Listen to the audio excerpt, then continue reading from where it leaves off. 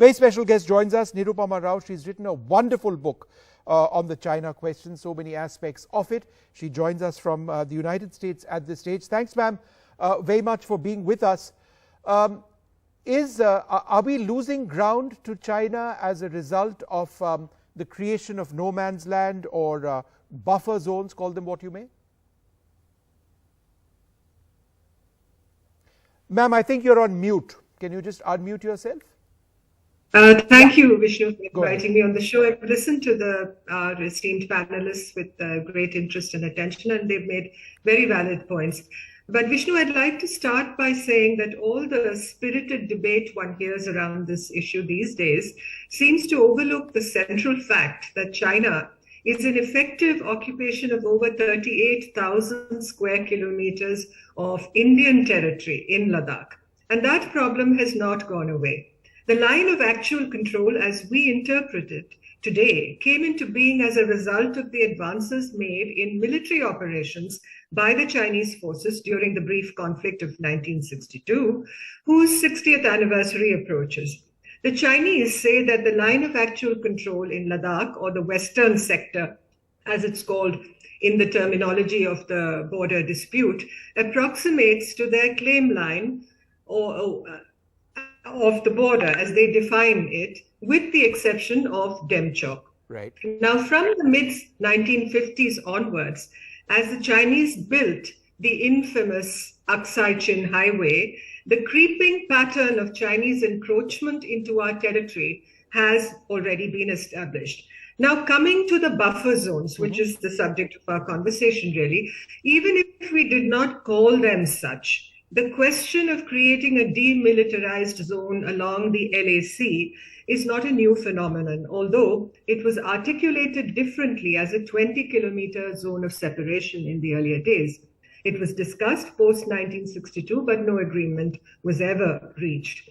Essentially, what the two sides are now saying on these buffer zones is that neither will go into a specifically defined area in the interests of maintenance of peace and tranquility. And importantly, it is without prejudice. And remember this, it is without prejudice to the claims of either side. I'd like to emphasize that. Yeah. Neither side wins or loses here. It does not mean that the problem has gone away.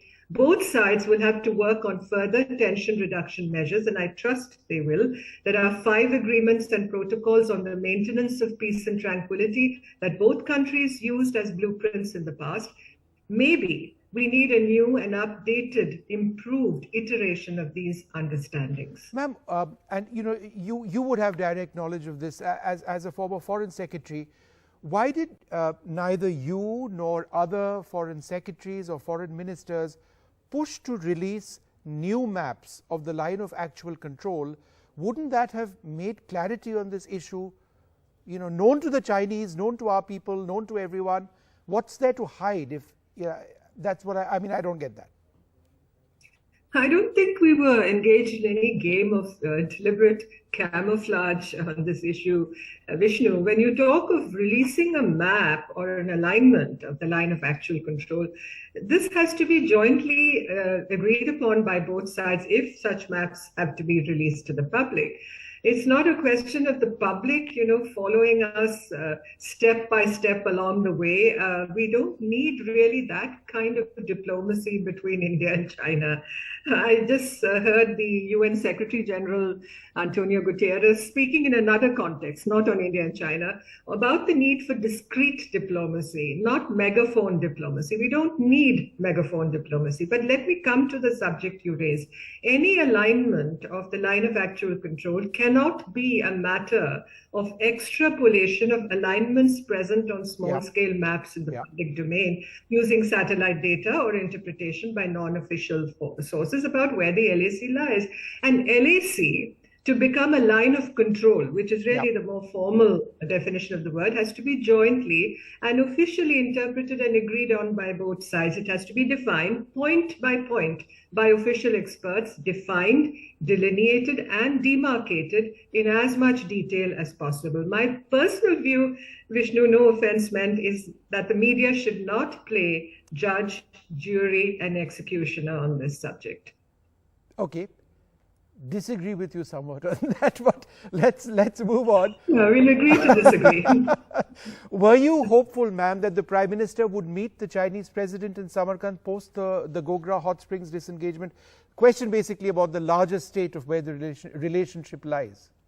Right. I'm glad you raised the largest state of the relationship. So taking that and referring to that context, I was never hopeful about a meeting really materializing. And let me also say again, coming back to perhaps my cry from the heart, policy is often held hostage by public opinion on such issues in democracies such as ours. But the Chinese, let me come to them, who wear a straight jacket at all times, should have loosened up, and their president could have walked the extra mile to extend a hand of neighborly goodwill to our Prime Minister. And India would not have spurned that, I feel. But I'm merely speculating. The stars in the India-China relationship today are by no means aligned, and the fog hasn't lifted, Vishnu. No, it's not. Ma'am, do you believe that, and this is my final question as I wrap up the show, do you believe that our focus needs to move well beyond disengagement, as we've been talking about, to understanding, and no one's saying that disengagement is not important, obviously it is, but we need to understand and be better able as a country to effectively counter the Chinese infrastructure and military build-up in depth areas. We're talking about the LAC, maybe 3 kilometers here on their side and on our side, but 20 kilometers behind, there's massive infrastructure build-up. Of roads, besides weaponry and positions for armored formations and for artillery formations, air bases, etc. Isn't that what we should really be looking at? Well, Vishnu, yes, I agree. Eternal vigilance is the price of liberty.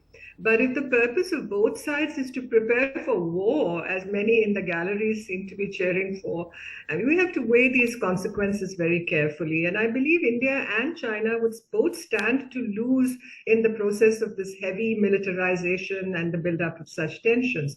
The focus, in my view, is now to secure disengagement in the pockets that remain along the LAC, and then move on to the process of preparing a joint definition and delineation of disengagement along the entire alignment of the LAC in the western sector, I'm referring to, east of the Karakoram Pass. Now, that may sound a little heretical because we haven't really conceded that point about delineating any line of control or actual control east of the Karakoram Pass. But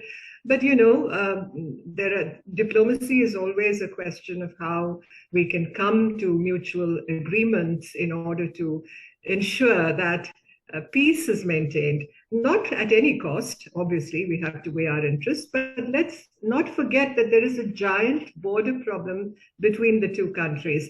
There is an unsettled border of 3,488 kilometers between the two sides. So in the sound and the fury of breaking news cycles in our studios, let's not lose focus about the way this border problem keeps us bogged down. I think we need diplomacy, coming back to the point I made, quiet and discreet diplomacy to deal with this issue and avoid the megaphone.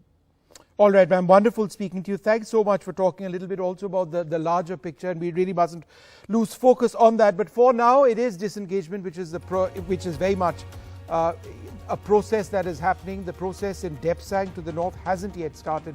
Hopefully, that will as well. Will the LAC ever become an LOC, which we have with Pakistan, which is more formalized? It's one step closer to a border. Or are we going to see this tension with soldiers really face to face? Because if that is to continue, that's really bad news. But hopefully the disengagement process will continue well. I'd like to thank you all very much for being with us.